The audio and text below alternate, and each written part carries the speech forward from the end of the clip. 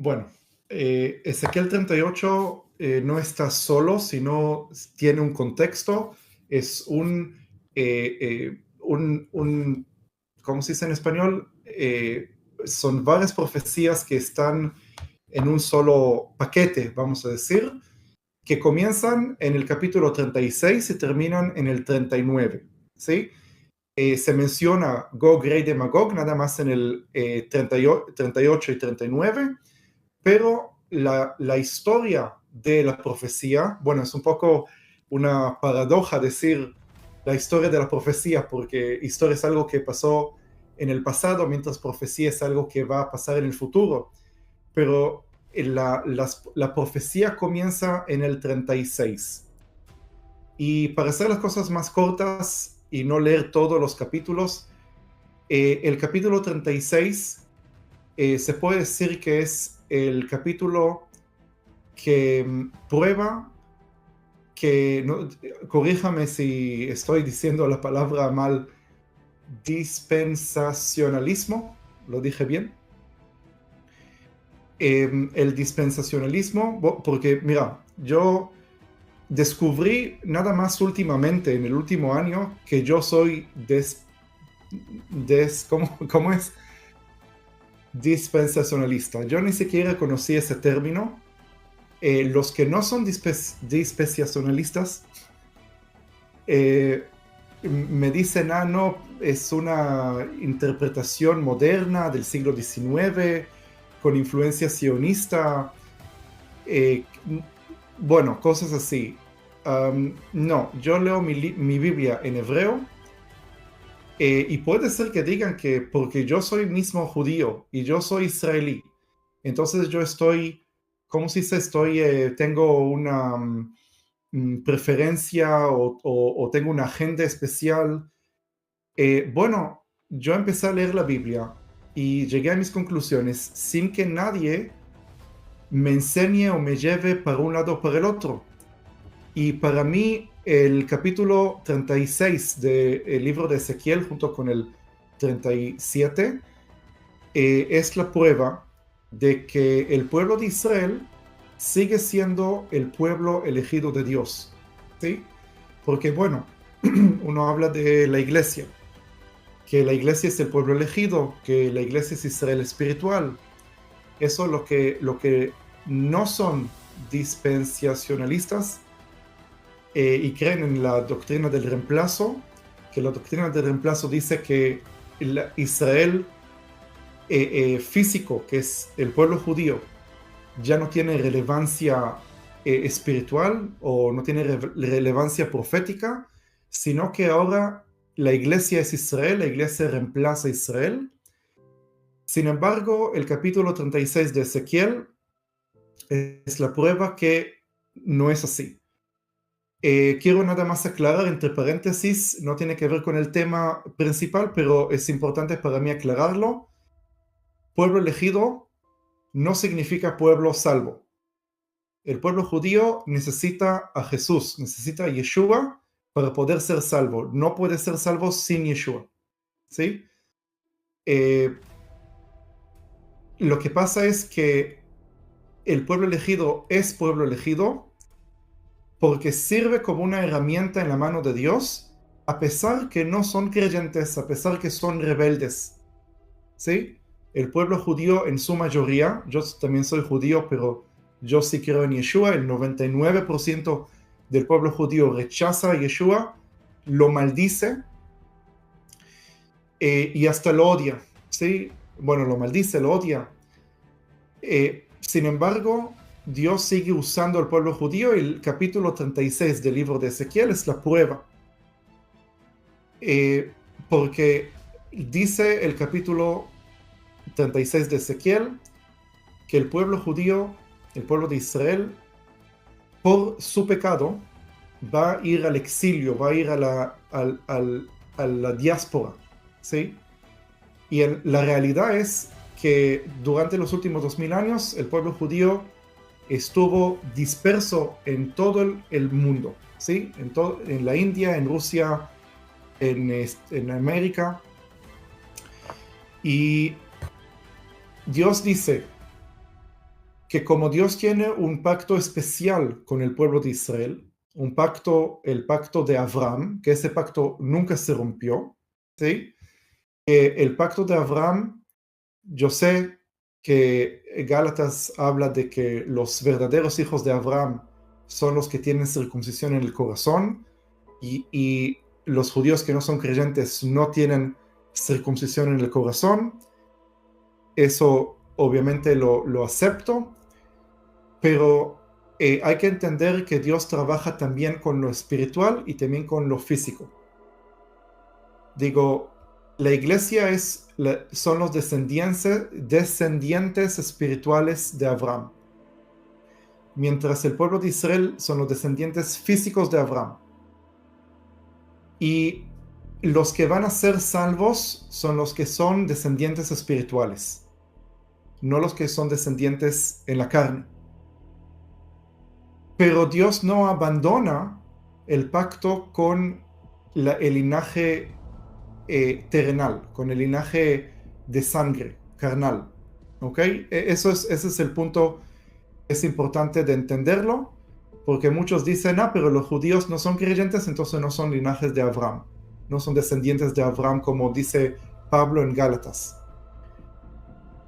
Dios no abandona su fidelidad al linaje físico terrenal de Abraham. Y Ezequiel 36 lo prueba, porque ahí podemos ver que Dios dice, a pesar de su rebelión, a pesar de su pecado, nada más para santificar mi nombre, yo voy a juntar a todos los judíos, a todo el pueblo de Israel, a su tierra, y nada más después que estén en su tierra, ahí los va a salvar. Quiere decir que hay un orden. Primero, el pueblo de Israel, mientras está en pecado, mientras está en rebelión, junta y une a todo el pueblo a la tierra de Israel, y yo creo que eso se cumplió con el Estado moderno de Israel. ¿Sí? El capítulo siguiente, el capítulo que le sigue es Ezequiel 37, y ahí está la visión de los huesos secos. La visión de los huesos secos también habla de un proceso. No quiero, si los animo a leer ustedes Ezequiel capítulo 36 y 37. Ahora si lo vamos a leer va a tardar mucho tiempo, pero lo que quiero decir es que la visión de los huesos secos de Ezequiel muestra un proceso. Primero están los huesos secos, luego los huesos se mueven y se unen, se juntan. Luego empieza a crecer sobre los huesos carne, tendones, piel, y luego Ezequiel ve que esos huesos secos ya son cuerpos listos para tener vida. Pero Ezequiel dice algo muy importante, dice, pero espíritu no hay en ellos. Luego Ezequiel profetiza sobre el espíritu, y ahí el espíritu viene y llena esos muertos, ¿sí? Que hace un momento eran muertos, y del momento que los llena, resucitan y viven. Ahora, Dios le da la explicación a Ezequiel y le dice, esos huesos secos es la casa de Israel. ¿Ok? La casa de Israel significa los judíos. Entre paréntesis voy a decir, hay gente que piensa que la casa de Israel no son los judíos, sino nada más la casa de Judá son los judíos, pero aquí cuando se habla de la casa de Israel se trata de el pueblo judío físicamente. ¿Ok?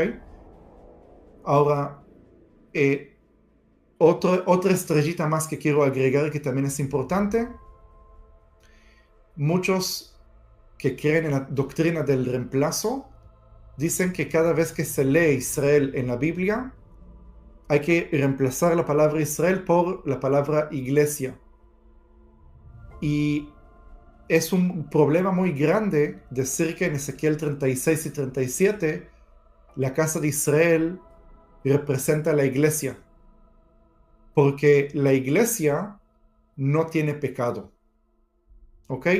Sí, es verdad que físicamente estamos todavía en la carne, los creyentes caen en pecado, pero los creyentes, como dice en la carta de Juan, que Juan nos explica que a pesar que caen en pecado, no tienen pecado, porque nacieron de Dios directamente. Ustedes son nueva creación y en su nueva creación no hay pecado.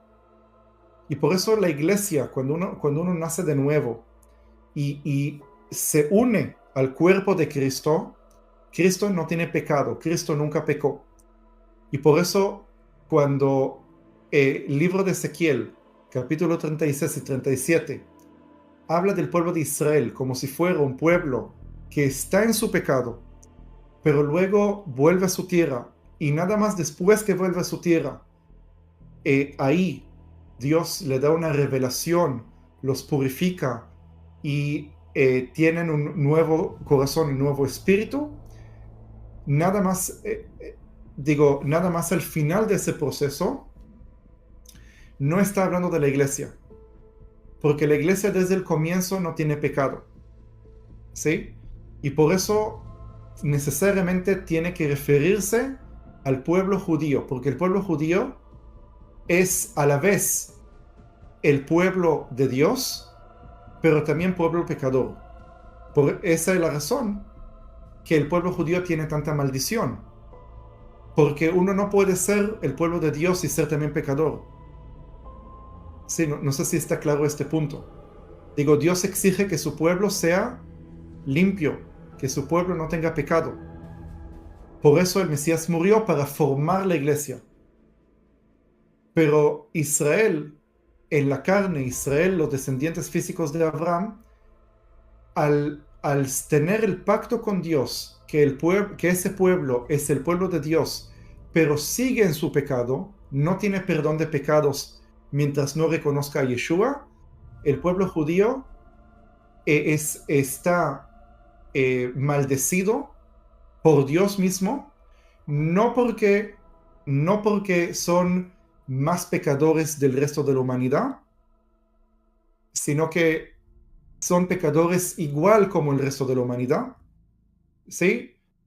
Hay asesinos judíos, igual como hay asesinos españoles o argentinos o colombianos. Hay idólatras judíos, igual como hay idólatras españoles, argentinos, franceses y lo que sea. La diferencia es que el pueblo judío fue adoptado por Dios. Y Dios tiene una ira sobre el pueblo que él adoptó. Sí, no sé si este punto está claro. Entonces, como dije antes, el pueblo que Ezequiel está hablando en el capítulo 36 y 37 es el pueblo físico de Israel, no la iglesia. Y Dios promete que un día Él los va a juntar de todas las naciones y traerlos a la tierra de Israel, a pesar de su pecado. Bueno, hasta ahora entendimos qué es esos dos capítulos primeros. Luego, capítulo 38, ya menciona Gog, rey de Magog. Gog, rey de Magog, bueno, hay muchísimas teorías. ¿Quién es Gog, rey de Magog? Nada más analizando el significado del nombre o la ubicación geográfica. Ahora, no sabemos exactamente qué es el significado del nombre Gog. No sabemos cuál es exactamente la ubicación geográfica de un lugar llamado Magog. Algunos historiadores, ¿cómo se dice? Gente que estudió la Biblia, sabios, eruditos, no sé cómo se dice, tienen diferentes teorías. Ninguna de esas teorías es algo exacto. ¿Sí? Hay cosas que podemos saber, que podemos decir con seguridad, que cuando menciona un nombre de un lugar geográfico sabemos 100% o 90% o 50% dónde está, pero en el caso de Magog hay diferentes teorías y la verdad que no sabemos. La mayoría de la gente piensa que tiene que ser un lugar que está al norte de Israel. Muchos creen, y sé que el doctor Armando Alducin cree que es o Turquía o algo que está al lado de Turquía, o Turkmenistán o Kazajstán, toda esa zona. Bueno, ahí también está mencionado que Gog, rey de Magog, es también rey de un lugar llamado Mesec. ¿Ok? Entonces algunos conectan la palabra Mesec con Moscú. ¿Sí? Lo que pasa que Moscú no existió en la época de la Biblia. Moscú es algo relativamente nuevo, de los últimos 700 años, más o menos, quiere decir nada más 2000 años después de Ezequiel. Digo, el nombre Moscú apareció en la historia. Pero uno dice, ok, Ezequiel fue profeta, entonces profetizó que va a haber un lugar llamado Moscú. ¿Sí? Todo puede ser, digo, todo puede ser, no estoy, ¿cómo se dice la palabra? No estoy, perdón que hay palabras que se me olvidan. No estoy diciendo que no puede ser el tema de que Moscú es el lugar que mencionado por Ezequiel, aunque no tengo idea. Digo, es una teoría que la posibilidad que realmente es seguro no es algo muy alto. De todas maneras, yo creo que la identidad de quién es Gog, rey de Magog, no es tan importante, por lo menos para mí. Yo sé que todos hacen esa pregunta, ¿quién podría ser? Y todos dicen, tiene que ser Putin, tiene que ser alguien, Erdogan, como dicen en español.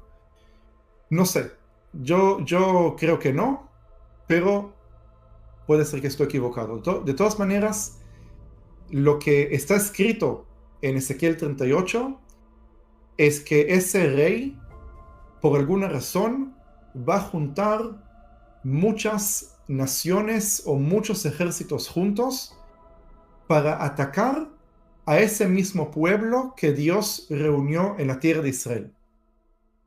¿Sí? ¿Por qué va a ser eso? Bueno, la Biblia no explica con detalles por qué, cuál es la idea que se le ocurrió al Gog, rey de Magog, hacer esa guerra, pero hay que entender que la Biblia hay que verla como un conjunto, hay que verla como un rompecabezas, eso siempre lo repito, de que si uno trata de entender una escena escatológica nada más de una sola profecía, nunca va a alcanzar a ver la imagen completa.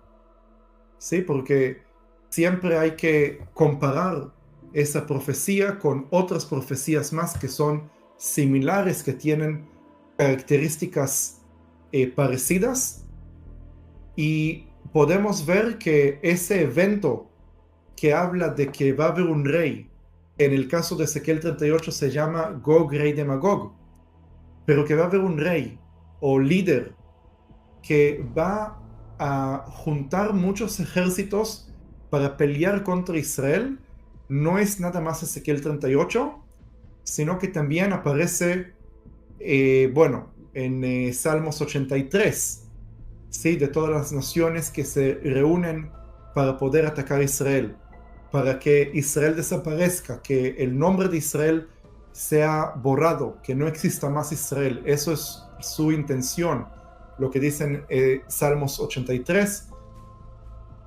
Y la razón espiritual, ¿sí? No es la razón, vamos a decir, racional. En el versículo, si no me equivoco, 12 de Salmos 83, dice que la razón por qué esas naciones quieren atacar Israel es para heredar, para tener ellos la casa de Dios. ¿Sí? ¿Por qué digo que no es una razón racional, sino es una razón espiritual? Porque esa gente que va a atacar a Israel no tienen en mente que ellos atacan a Israel porque quieren heredar la casa de Dios, sino que es una razón espiritual, es un espíritu que está detrás de esos ejércitos, de esas naciones, que los animan a atacar a Israel, que los animan a odiar a Israel, porque Satanás se quiere apoderar del monte del templo. Sí, Satanás se quiere apoderar del monte del templo. Lo podemos ver eso en Isaías capítulo 14, que habla de cómo en español es Lucifero, ¿no? Que habla de Lucifer, de que él se quiere sentar en el monte de Dios, quiere reemplazarlo a Dios de su trono. ¿Y dónde está el trono de Dios? En el monte del templo. Claro, hay un trono celestial, sí, hay un trono celestial, pero Satanás quiere apoderarse del trono. ¿Cómo va a apoderarse del trono celestial? ¿Cómo va a llegar al trono celestial? Por eso hay una guerra espiritual. ¿Quién se va a sentar en el trono de Dios? ¿Quién se va a sentar en el trono de David en Jerusalén? Sí, porque otro salmo que es muy importante es el Salmo 2. El Salmo 2, que ahí Dios nos da su plan, nos dice su plan. ¿Cuál es su plan?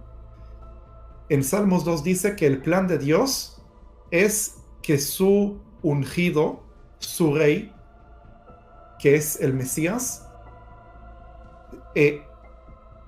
entre al monte Sión, se siente en su trono en el monte Sión. Quiere decir que hay una guerra espiritual entre el Mesías y Satanás, porque Satanás sabe que si el Mesías desciende del cielo y se sienta en su trono en el monte del templo, es game over para el Satanás. Satanás ya no va a tener la oportunidad sentarse en el trono de Dios como desea. Y por eso Satanás va a elegir una persona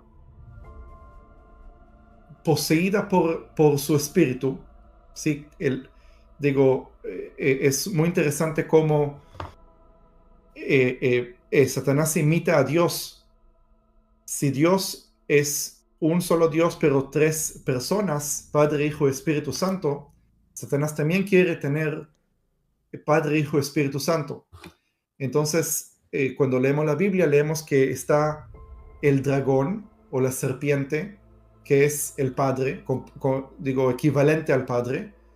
Está el espíritu del anticristo, que las cartas de Juan hablan del espíritu del anticristo. Y está el anticristo mismo, que el anticristo mismo es equivalente a Cristo. ¿Sí? No es casualidad, Cristo y anticristo. Entonces podemos ver, Ezequiel 38 habla de esa misma guerra, que se repite el nombre de esa guerra también en muchas partes de la Biblia, y también en Joel, también en Zacarías. Y el nombre de esa guerra es justamente la guerra del gran día del Señor. ¿Sí? La guerra del gran día del Señor.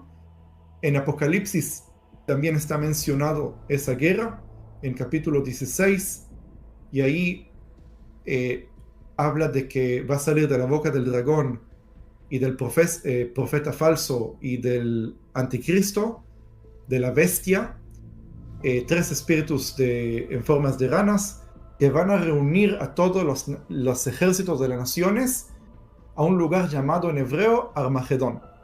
¿Sí? Y de ahí también sacan el nombre de la batalla, que se llama Batalla del Armagedón, que yo creo que es un error llamarla la Batalla del Armagedón, sino que es la batalla del gran día del Señor. En mi libro explico eso. Y bueno, yo creo que a pesar que Ezequiel llama a ese rey, Gog, rey de Magog, que no sé cuál es el significado del nombre Gog, pero ese mismo Gog, rey de Magog, es el mismo anticristo, bestia, y bueno, rey de Babilonia, lo que sea. Tiene varios nombres, el mismo anticristo, ¿sí? Y bueno, Ezequiel 39 habla de cómo Dios destruye los ejércitos de Gog, rey de Magog, y va a durar 7 meses que el pueblo judío purifique la tierra. Purifique la tierra significa limpie los cuerpos, queme los cuerpos de todos los ejércitos que atacaron a Israel. Y al final, cuando termine esa guerra, cuando Dios va a destruir todos los ejércitos que van a atacar la tierra de Israel, ahí está escrito que nada más en ese momento... Ay, miren, me suena el teléfono, significa que va a haber alarmas dentro de unos minutos. Sí, me estaba sonando a mí ¿Escuchan también. eso? Ahí tenéis Sí. en directo. La primera vez que nos pasa, ¿eh? La primera vez que nos pasa. Sí, pero mira que todavía no suenan las sirenas, puede tardar unos minutos. Pero ves al refugio, Steven. Y luego, si puedes, te esperamos. Y si puedes, luego estás libre, puedes volver, vuelves. Y... Nada más termino la frase, porque todavía no suenan las sirenas y tengo igual un minuto desde que suena la sirena. De que estaba hablando Ezequiel 39, va a durar 7 meses y nada más al final de la guerra, ahí Dios dice, y no voy a esconder más mi rostro de ellos, hablando del pueblo judío, y eso significa que el pueblo judío va a reconocer quién es su Mesías. ¿Ok? Ahora hay sirena. Nos vemos. Ok, chao, chao. Ahí se ha tenido que ir Steven. Bueno, vamos a ver si puede volver. Vamos a orar por la situación. Ahora sí que hay un montón de sirenas. Ahora sí que hay un montón. Están sonando ahí un montón de sirenas.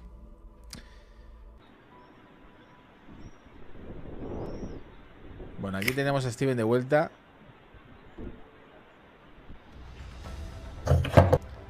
Steven, ¿estás bien? La gente preguntando en el chat si Steven está bien. Lo tenemos aquí de vuelta, Steven. Hola, ¿me escuchas? Te escucho perfectamente. ¿Seguimos por donde íbamos? ¿Te acuerdas de dónde estábamos? Sí, estaba hablando de el capítulo 39. Ajá. Que el capítulo 39 habla de Gog de Magog, conocido también como el anticristo, la bestia que reúne todos los ejércitos, las trae a la tierra de Israel, ataca a la nación que Dios apenas los reunió de todas las naciones, y nada más cuando termina la guerra, ahí Dios dice que no va a ocultar más su rostro. Digo, mientras el pueblo de Israel no son creyentes y mientras están en el exilio, son considerados como muertos espiritualmente, y Dios oculta su rostro de ellos, pero en aquel día, y cuando digo aquel día me refiero en el día grande y poderoso del Señor, que ese dicho se repite mucho en las profecías, es el mismo día que aparece en Zacarías capítulo 12, cuando otra vez se repite la misma escena de todos los ejércitos que vienen a pelear contra el pueblo judío, y ahí dice el libro de Zacarías, que Jehová mismo viene con sus santos, sí, eso es en capítulo 14, para pelear. ¿Contra quién va a pelear? Sí, eso es equivalente a lo que dice Apocalipsis 19, y vi el cielo abierto y el Rey de Reyes y Señor de Señores desciende del cielo con un caballo blanco para pelear. ¿Contra quién va a pelear? ¿Quién es ese ejército que contra él va a pelear? Va a pelear contra todo el ejército del Gog, rey de Magog. Y ¿por qué viene? Digo, ¿cuál es la razón que viene?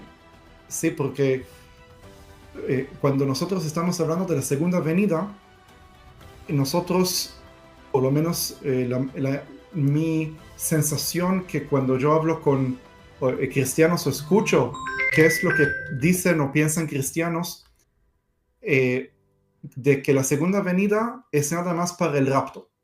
Si viene para el rapto o viene para juzgar al mundo. Sí, viene para juzgar al mundo.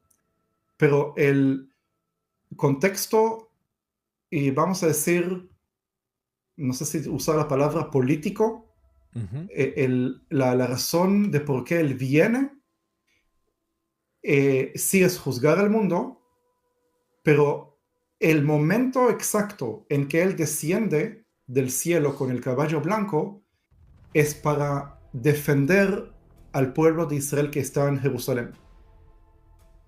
Y el pueblo que está en Jerusalén aún no va a ser creyente, porque ¿qué dice Zacarías capítulo 12?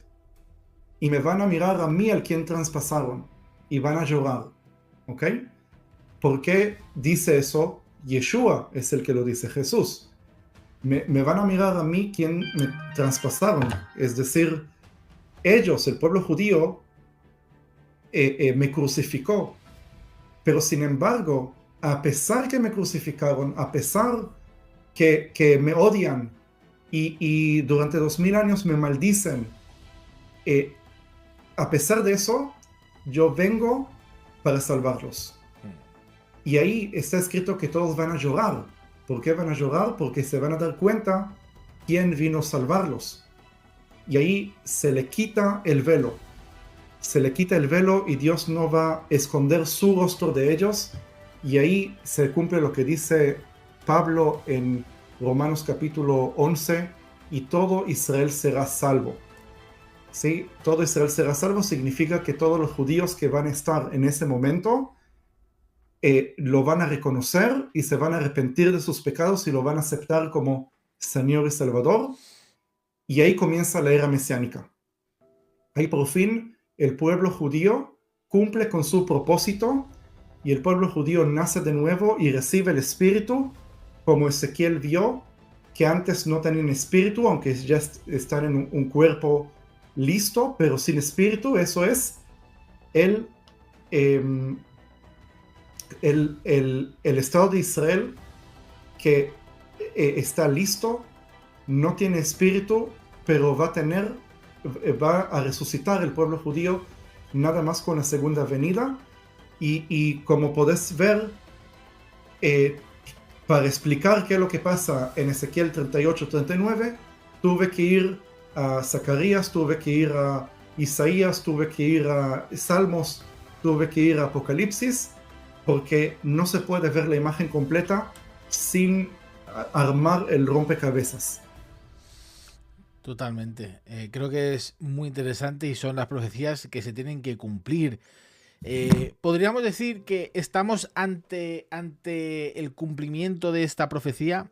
¿Podríamos decir que al menos esto piensas, Steven, que puede suceder dentro de poco tiempo? ¿Crees que esta guerra ahora mismo es parte de ese conflicto? Son pasos que se van dando. No creo que lo que está pasando ahora es la misma guerra que menciona Ezequiel en 38-39, sino que son pasos que poco a poco se van dando, porque este tipo de guerra, primero que obviamente el espíritu que está detrás del Islam chiita, que despierta el odio contra Israel, es el espíritu del anticristo. ¿Sí? Cada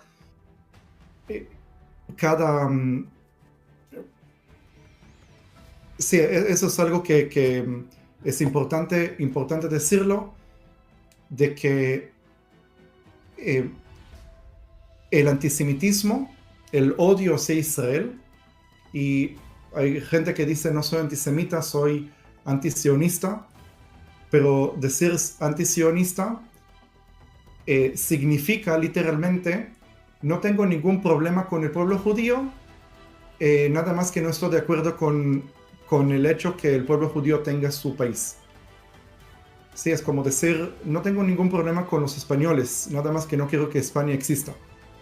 Digo, entonces decir soy antisionista es equivalente a decir no quiero que Israel exista. Entonces, antisionismo, lo que pasa que hay muchos que simplemente no entienden qué significa sionismo o no entienden los eventos históricos que, que hicieron que el Estado de Israel nazca. Entonces animo a todos a estudiar, aprender qué es sionismo, aprender qué es cómo el Estado de Israel se fundó, porque hay mucha influencia en las redes sociales para tratar de convencer a la gente que sionismo significa fascismo, significa imperialismo, significa colonialismo. No, nada de eso. Sionismo significa el derecho del pueblo judío a tener un país independiente en la tierra de Israel. Punto. No significa que los judíos son mejores que los árabes o que los judíos quieren matar niños. Esos son todos teorías que fueron inventadas a través del tiempo. Y